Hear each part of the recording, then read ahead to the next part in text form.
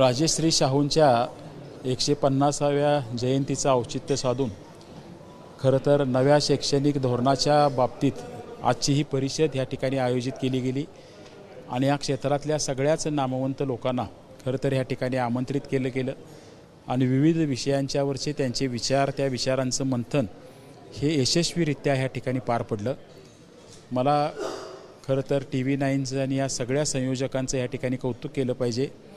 की शिक्षणाचा आग्रह धरणाऱ्या राजश्री शाहूंच्या योगायोगानं जयंतीच्या दिवशी हा एक चांगला उपक्रम त्यांनी घडवून आणला आहे आणि निश्चितपणानं हा उपक्रम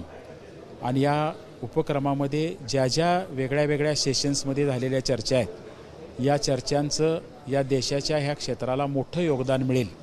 आणि एक नवी पिढी ह्या देशातली घडवत असताना ही शिक्षण परिषद या शिक्षण परिषदेमधले अनेक जे मांडले गेलेले विचार आहेत हे एक प्रचंड मोठं योगदान देणारे ठरतील अशी अपेक्षा मी या शिक्षण परिषदेला शुभेच्छा देत असताना व्यक्त करतो।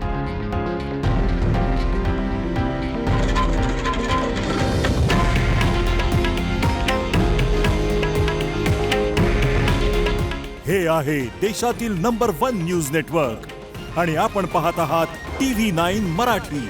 काळजी तुमची, हित महाराष्ट्राचं।